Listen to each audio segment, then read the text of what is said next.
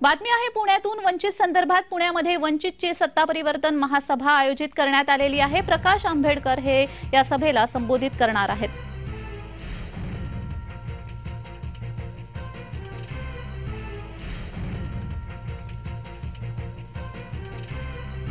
आज पुण्यात SSPMS मैदानावरती जे आहे ते आज वंचित बहुजन आघाडीची सत्ता परिवर्तन सभा होते आहे आणि जी या सभेची तयारी आहे ती अंतिम टप्प्यात आल्याचं पाहायला मिळतं। या सभेला स्वतः बाळासाहेब आंबेडकर जे आहेत ते उपस्थित राहणार आहेत आणि या सभेला ते संबोधित करणार आहेत। या ठिकाणी जी आहे ती जोरदार तयारी देखील दिसून येते। या साईडला आपण पाहिलं तर आसन व्यवस्था केलेली आहे। तब्बल 1 लाख लोक या सभेला येतील अशी शक्यता वंचित बहुजन आघाडीच्या कार्यकर्त्यांकडून वर्तवण्यात येत आहे। आणि या संबंधित बोलण्यासाठी आपल्यासोबत वंचित बहुजन आघाडीचे प्रवक्ते आहेत। आज जी सभा होते खरं तर थोड्याच दिवसात जे आहे ते लोकसभा निवडणुकीचं बिगुल वाजणार आहे आणि त्यापूर्वी ही सभा होते। पुणे लोकसभेच्या अनुषंगाने देखील ही सभा महत्त्वाची असणार आहे।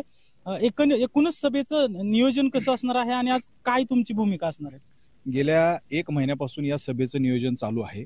आज तब्बल 1 लाखांपेक्षा जास्त लोक या सभेला श्रद्धेय बाळासाहेब आंबेडकरांना ऐकण्यासाठी येणार आहेत।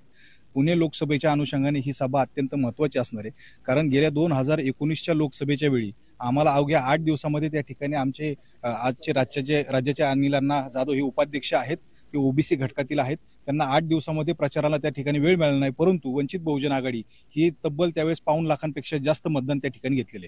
गेल्या 5 वर्षामध्ये आमची संघटनात्मक पातळीवरती मोठ्या प्रमाणावरती आमची बांधणी झालेली असून पुण्यामध्ये येणाऱ्या 8ही विधानसभांची बांधणी झालेली आहे, प्रभागांची बांधणी झालेली आहे आणि बूथ लेवल कमिटीपर्यंत आमच्या बांधणी झालेली आहे। त्याच्यामुळे 4 पटीने ताकद आमची वाढलेली आहे। निश्चितपणाने आमचं 3 लाखांपेक्षा जास्तचा मतदार या ठिकाणी जोडून झालेला आहे।